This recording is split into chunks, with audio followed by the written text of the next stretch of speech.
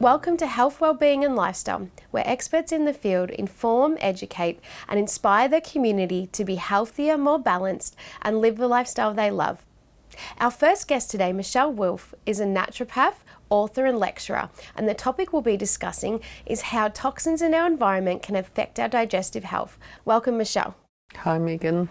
How do toxins in our environment affect our digestive health? Yeah, good question. Well, nowadays we've got over 84,000 registered chemicals that weren't there over 100 years ago. So we're having to deal and adapt to that as human beings. And in particular, it puts a big strain on the liver because the liver is constantly detoxing what we put on our skin, what we breathe in, toxins that we produce in our body from our own digestion or from stress. So you've got all sorts of environmental toxins. You've got toxins that are in food, toxins that are in the home that are off-gassing from paints, from furniture, toxins in clothes unless they're organic cotton, and toxins that are on foods, particularly if they're wrapped in plastics. Also, there's toxins in different sprays that we use, like cockroach sprays and fly sprays. And we have to deal with all of that. So with food wrapped in plastic, the softer the plastic, the more toxic it is. So something like Glad wrap would be more toxic than a hard plastic.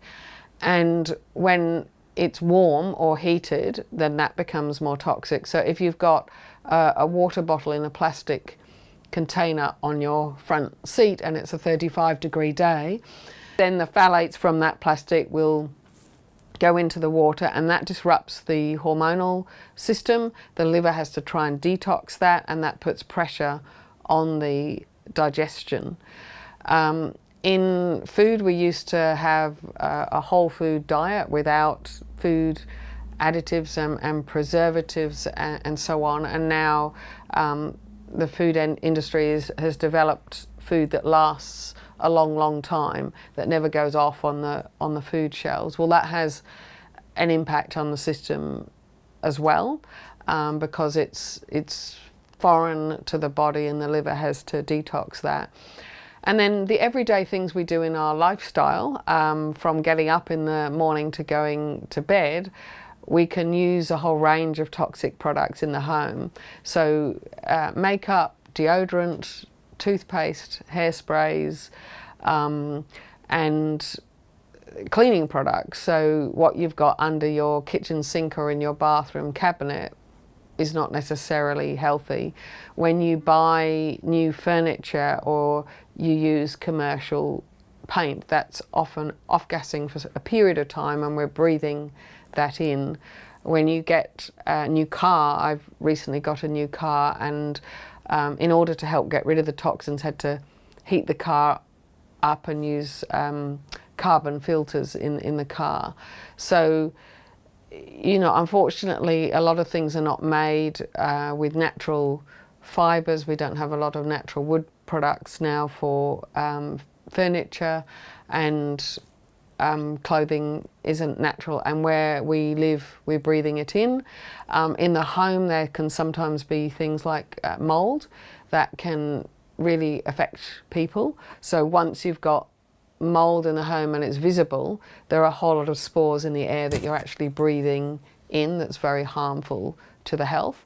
So that can be harmful to the digestive health, but also overall health and for the brain, and you can get symptoms of chronic fatigue and so on. And sometimes people get repeated chest infections or asthma from mould. So those are a few examples of toxins that just are an added burden, in particular to the liver. The kidneys and the skin and the lungs are all, and your bowel are all organs that eliminate toxins, so you want to be able to free them up as much as possible. That's really good information, Michèle. How can we avoid toxic products in our home? I think having more awareness and starting somewhere. So if you have food and you can't go straight away to all organic food, you could start with the Dirty Dozen. So you can look that up on the internet. So it's the 12 most highly sprayed fruits and vegetables, because pesticides can have a big effect on our digestive system and overall system. And start to look at more natural deodorants, toothpaste, products that you put on your skin, products that you eliminate insects with. There are totally natural ones. Cleaning products, you can start with more economical products like bicarb of soda and microfiber cloths. Many shops sell cleaning white vinegar, and they are very effective for cleaning. You can also use essential oils for nice smells instead of false perfumes, both if you're perfuming a room or if you're putting that on your body.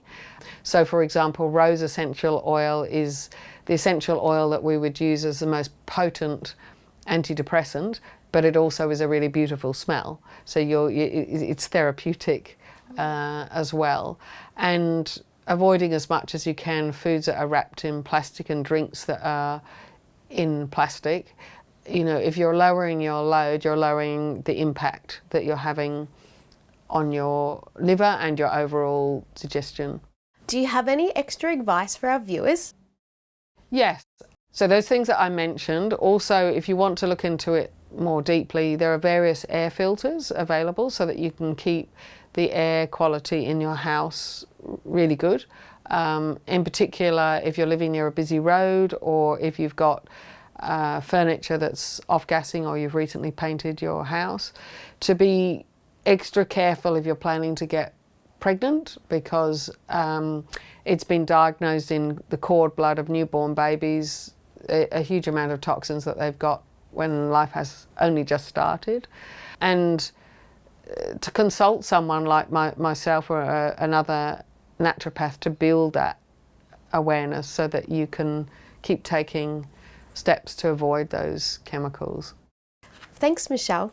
If you'd like to know more about how toxins in our environment affect our digestive system and Michèle Wolff, please go to her webpage on our website, healthwellbeingandlifestyle.com.au. And after the break, we have another interesting guest with another interesting topic. Stay tuned. After the break, health coach Denise Mokadsi will be discussing the smartest workout for your body type and how you can have the fastest fitness results with less effort.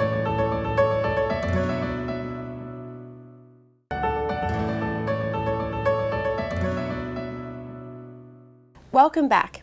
Our second guest is health coach Denise Mokadsi. Will be discussing the smartest workouts for your body type and how to have the best results with the least amount of effort. Welcome, Denise. Thank you. Denise, when it comes to fitness, is more exercise always better? Sounds like it should be, doesn't it? Like if something's good, let's just do more of it and it'll be better. But that's actually not always true. And our genes have a big part of that. What we do and our genes together, that combination is referred to as epigenetics. And so when we look at what we're doing with our lifestyle and how it influences our genes, then we can make really smart decisions about what we might do, for example, with exercise. So for some people, exercising more might be better if they're not doing much.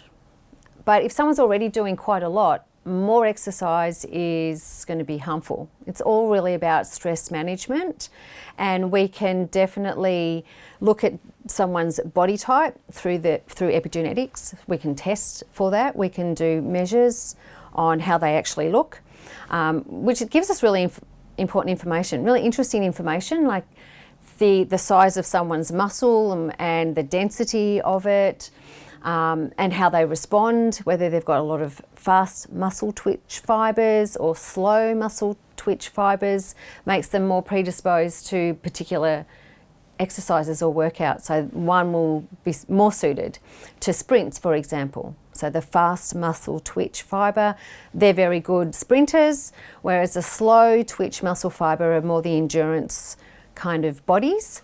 We also can look at whether someone is more of a strength trainer and they get good results building muscle by lifting weights, whereas someone else that might take a lot of work to get a similar result because their body type or their genetics don't suit, building muscle, for example. We can look even deeper about the genes and see whether someone has got certain genes that allows them to recover particular ways, or how their body uses adrenaline.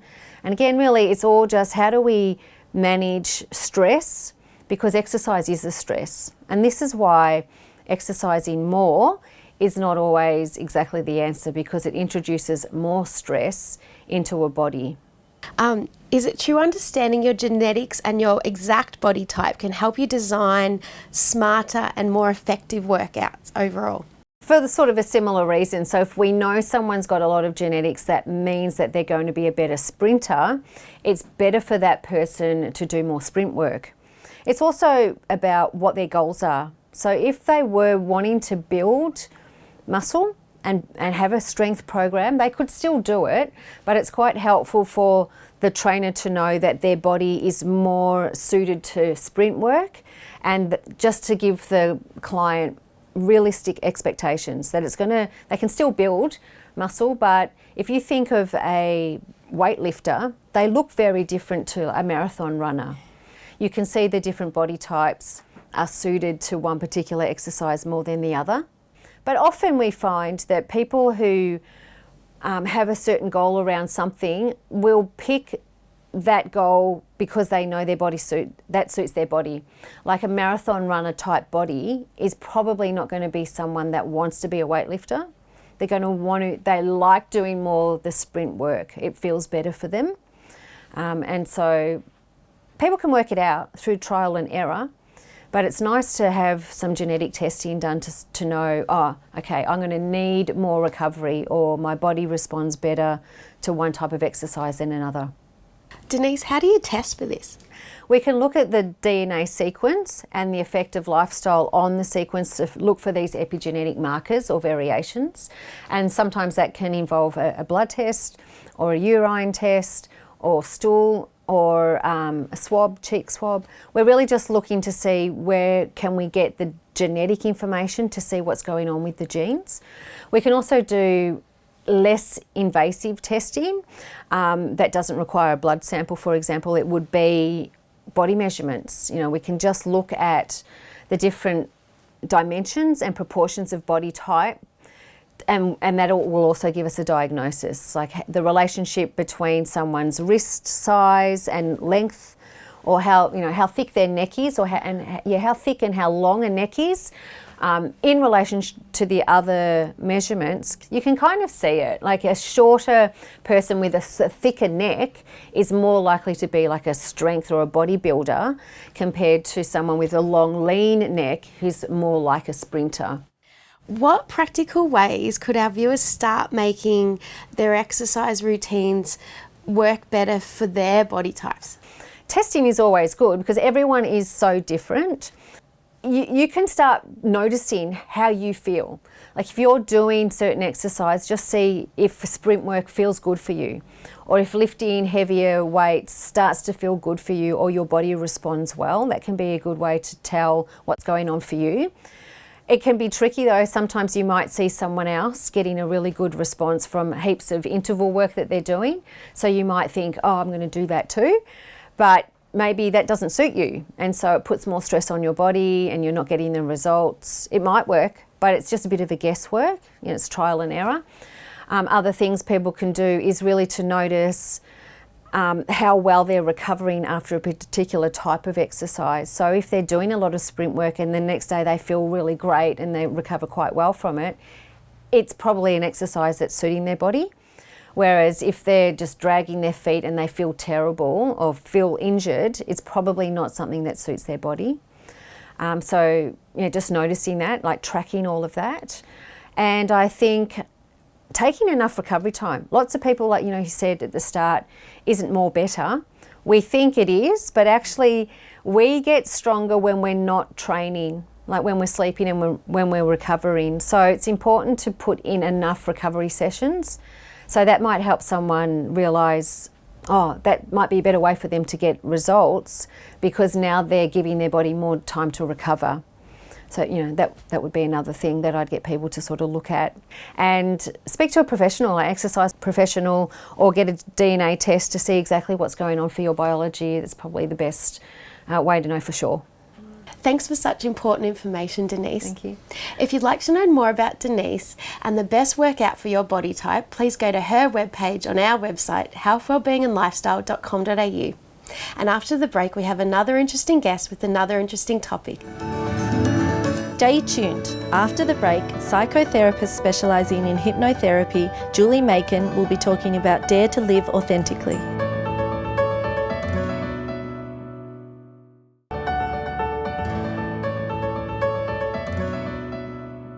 Welcome back. Our last guest is Julie Makin, a psychotherapist specialising in hypnotherapy, here to discuss the topic, Dare to Live Authentically.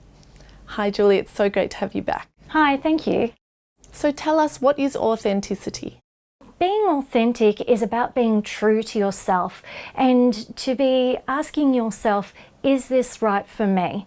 Okay, so as an example, I know a lady and she felt hopeless, helpless. She had problems voicing, you know, her wants and needs. She also felt not supported in her family unit. She had a couple of young kids and a husband that wasn't overly supportive. But when she actually started asking herself, is this right for me, at every choice, the world started to shift for her. People around her started to respond differently to her because she was starting to put up innate boundaries simply by asking herself, is this right for me? And when we do that, our world starts to work for us. And how else can we live our truth? You've said put up boundaries and...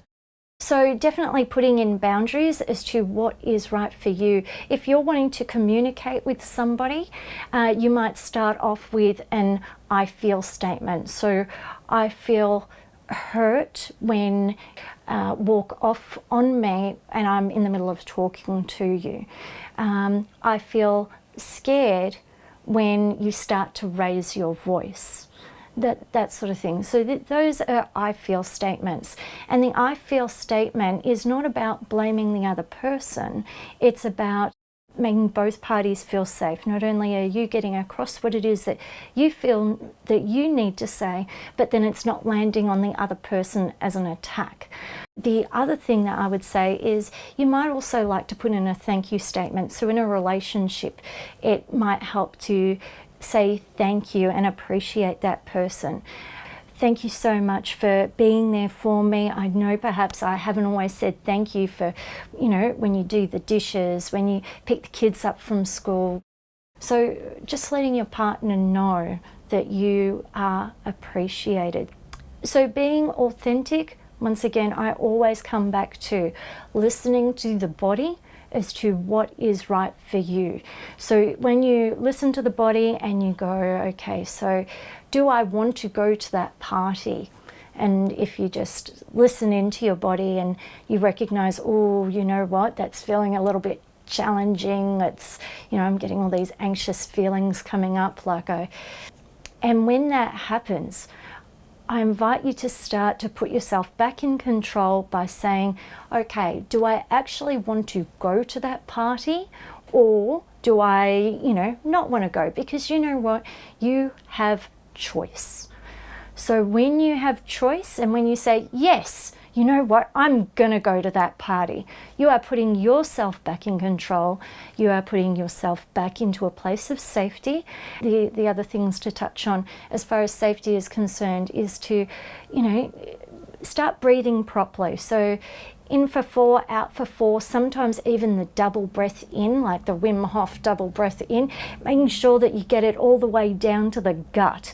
Other things to connect with others to help us feel safe is the eye contact. We want to smile at someone, you know, we want to connect with them. So those things help. You could also try like putting your tongue against the roof of your mouth as well. So just tiny little tips. Maybe check your body posture. So if we're feeling, you know, we're crouching over and we're putting our head down, our body starts to feel that little bit low and depressed. But when we like stand up and we, you know, our chest is out, we're standing tall, we are proud of who we are confident, and we are showing everybody and putting out this energy. Yes, we are confident. And when you start to live authentically, that starts to happen automatically. Your body starts to do it on its own. What stops people from living authentically? Okay, what I feel stops people from living authentically is that conditioning that we had as a child. Once again, I'm going to say my parents were gold star parents. They put the roof over my head, they clothed me, they fed me. They were awesome. They taught me to be compliant, to do as I was told, you know, to put other people's needs ahead of my own. In doing so, they had me feeling like I don't matter. So these are the sorts of things that push aside our feeling of authenticity. Now, that kind of conditioning I had to put up with as a child. I still want to be loved. You know, it's really important for a person to feel loved and included, not rejected. You know, we want to feel supported. We want to feel safe. Do you have any tips for our viewers? Oh, absolutely. So once again, I'm going to reiterate the importance of the breathing. So in for 4, out for 4, to start taking the body back to that place of safety. Also, you might like to look at eye contact and smiling, you know, with someone just to help connect. One thing that I really do feel is that villages back in the day, our ancestors had it spot on when they would do things like the dancing and the singing. So one thing that I will do in the morning is I like to sing, have music on in the shower in the morning, start to move around a little bit, and just to start your day off. You know, you want to start your day off nice and good in the morning. And just another tip is to start taking up space. So whether or not you're, you know, in a chair like this, you might, you know, start to sit on a 45-degree angle. Start to take up space. When you're hopping out of bed in the morning, perhaps even before you even put your feet on the floor, I invite you to do open yourself up like a star and just start to take up space. It really helps the rest of the day to have a flow. You know, we want you to start off the day in a positive way. Also invite the viewers to, you know, start to connect more with your friends, your relatives, you know, just for support if you need to. And then for further assistance, please get in touch with a professional therapist, you know, of any modality. It doesn't matter. It's got to be what is right for you. Maybe one thing might not work for you, but perhaps something else will. So I invite you to really, you know, get curious and start to have some adventure around that. Start to explore what is right for you. Thank you so much, Julie. No worries, thank you. If you would like to know more about living authentically and Julie Makin, please visit her webpage on our website, healthwellbeingandlifestyle.com.au. That's all we have time for tonight. Goodbye until next week.